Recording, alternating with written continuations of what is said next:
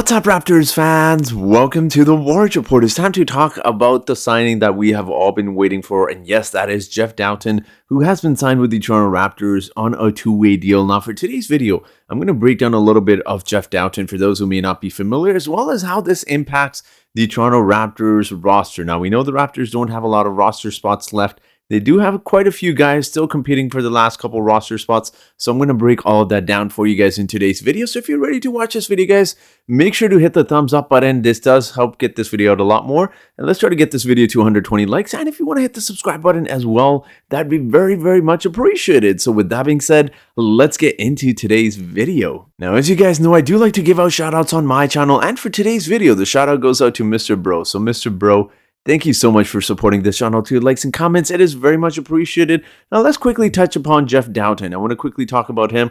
A really good signing. Obviously, he's played really well with the Raptors in the Raptors Summer League this off-season, if you want to call it. I was about to say it's season, but obviously we're not there yet. But he played really well with the Summer League. He was probably arguably one of their better players.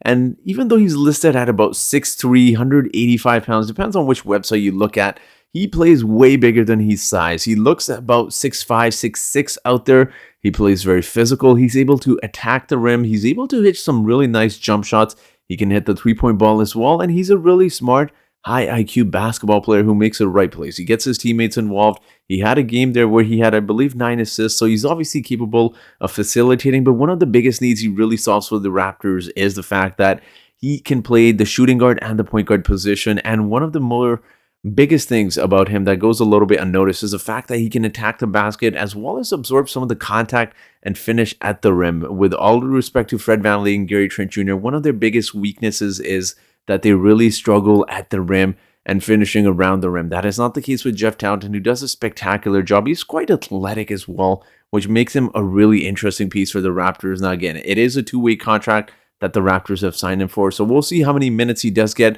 But there's some other news we also have to talk to you about, because obviously, with that being said, we do have to talk about some roster additions as well. Now, this was a Josh Lewenberg tweet from a little while ago. So here's what the Raptors roster stands. So this was before the Raptors had signed, obviously, Jeff Dowtin to a two-way contract. But the guaranteed contracts, 12 roster spots, is Siakam, VanVleet, Trent, OG Anunoby, Chris Boucher, Thaddeus Young, Barnes, Burge Porter, Chiwa, Flynn, and Svi. Now, partially guaranteed contract are Banton, Brooks, Wilson, Champagnie, and obviously two-way Harper, and of course we got Jeff Dowtin, who has filled that position. So I want to break down some roster spots. So these are likely the 6 guys, unless the Raptors invite more guys to the camp, that will be fighting. I'm going to quickly go back on that screen there. So they have about 3 spots guaranteed for some of these guys. So 6 guys, 3 guaranteed spots. 3 of these guys are going to get cut. So I'm going to go through each of these guys, kind of give you my take on who I think the Raptors will ultimately fill out with the 3 roster spots, why I think they will, and just going to talk a little bit about the depth chart as well. So taking a look at the Raptors depth chart here,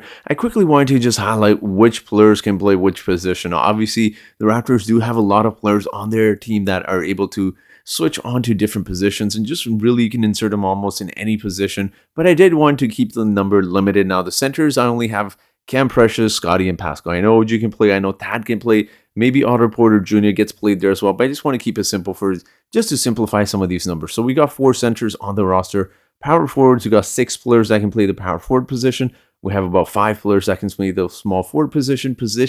For the point guard is about 3. We have Fred VanVleet, of course, Malachi Flynn, and of course we have Jeff Dowtin as well. Now, shooting guard, we got 4 again. You can throw Jeff Dowtin there as well. So, but just to kind of give you an idea of how many players can play the different position and whether or not the Raptors should take some of these guys, filling out the last roster spots based off positional needs or the best talent. Now, we know the Raptors always try to sign guys, not based off positional needs, but try to sign the best or draft the best talent available. And I think that's going to be the case. Now, obviously, Christian Koloko is the first player that gets checked off, because there's absolutely no doubt in my mind that the Raptors would not draft someone with the 2nd round pick and do not sign him. So again, unless there's something crazy that happens, Christian Koloko is definitely making one of those 3 roster spots, which leads the Raptors with only 2 roster spots left. And the next guy I have on my list who is not making the roster spot is unfortunately David Johnson. Now, David Johnson really struggled last year in the G League. He did not really provide anything. I shouldn't say anything, but not the kind of offense and defense you were expecting from David Johnson. And on top of that,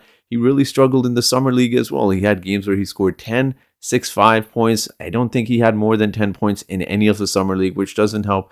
I know he was playing off the bench, but unfortunately for David Johnson, I don't think he makes the roster spots for obvious reasons, just because there's more talent, unfortunately, ahead of him. And there's just some really interesting players that the Raptors could probably fill in besides David Johnson. So unfortunately, we are very likely to see David Johnson gone. But the one player I do expect the Raptors to make the roster, Raptors player to make the roster, is Downtin. Now, for obvious reason, the Raptors will definitely keep Downtin. I know he got a lot of criticism for turning the ball over quite a bit, but we do need to have some patience, guys.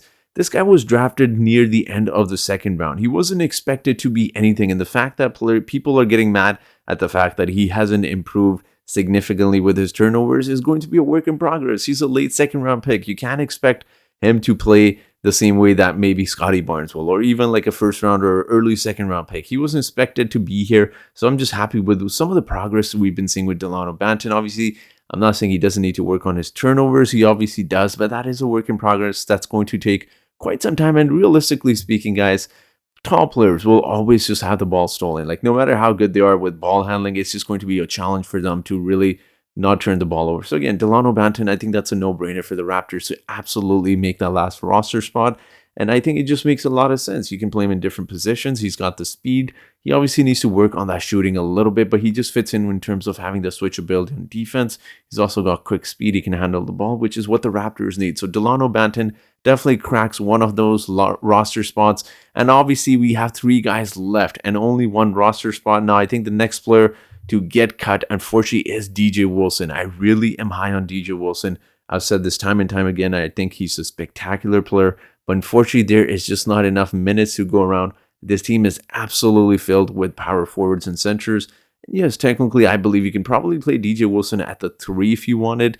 But again, I just don't see that happening. And for the skill sets he provides, he does provide some three-point shooting, but I just don't see him cracking the roster spot. The other 2 players ahead of him, not Justin Champagnie, obviously he didn't play in the summer league, but Armoni Brooks definitely played a lot better than him in the summer league. And I think the final decision definitely comes down to between Armoni Brooks and Justin Champagnie. So unfortunately, DJ Wilson is just one of those guys. Not that we don't want him on the roster, it's just given the roster construction and the way it is. Unfortunately, I don't think DJ Wilson makes it. And with our last roster spot, who will make the cut? Well, I truly believe that is Justin Champagnie. With all due respect to Armoni Brooks, who has actually looked absolutely tremendous for the Raptors in the summer league. He's been one of their better players overall, along with obviously Jeff Dowtin. I think this is a really tough decision for the Raptors that can go really either way, I believe. But for me, I think the Raptors will ultimately give that to Justin Champagnie unless he plays really poorly in training camp and preseason. I just don't see Armoni Brooks making the roster over someone like a Justin Champagnie. Justin Champagnie is also 3 years younger than Armoni Brooks, and I think the Raptors are high on him. They signed him as an undrafted free agent for a reason. They gave him a chance, and I think he played really well, all things considering last season. I think he's someone who can rebound the ball really well. He can really get up there for those rebounds, and I think he's a good defensive player who can hit the three-point shot as well. So again, Armoni Brooks is a very talented offensive player, but ultimately, I do think the Raptors go with Justin Champagnie to fill out that last roster spot. So again, it's a very difficult decision, and we'll see what happens. This is just personally my take on who I think will make the last few roster spots. Obviously, Christian Koloko is an absolute given. Banton, Justin Champagnie, that's just who I think will make the roster spot. But I do want to hear from you guys. Do you agree with some of my takes, sir? Do you disagree? And obviously, I just want to quickly highlight this as in fact from Josh Lewenberg, which was in addition to Banton and Champagnie, Armoni Brooks, DJ Wilson will also be in camp on partially guaranteed deals. So although some of these guys are signed to 2-year deals, as we saw with DJ Wilson, those are partial guarantees, which means they're not fully guaranteed, and you can technically cut the player if they don't make the final roster spots. And he also went on to say if Raptors want to keep 3 of those guys rather than 2, an option is to waive Svi Mikhailuk and eat the small cap hit. Could definitely see it. So again, we'll never know. Maybe Armoni Brooks does make the roster spot and Svi gets cut instead. So we'll wait and see what happens.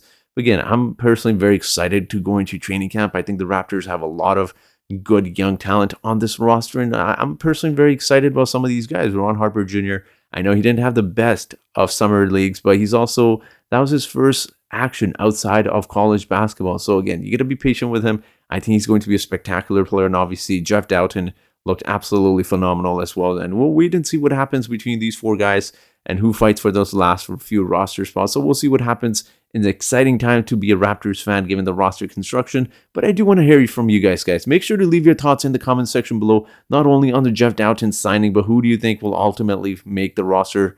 Let me know your thoughts in the comment section below. And as always, I do have a trivia question for you today. After Michael Jordan, which player averaged the most points per game during the 1991-1992 season? Was it A. Karl Malone? Was it B. Clyde Drexler?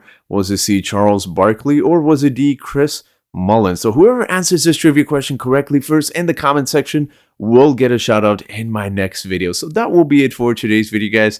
So thank you so much for watching, and I hope you guys have yourselves a great day.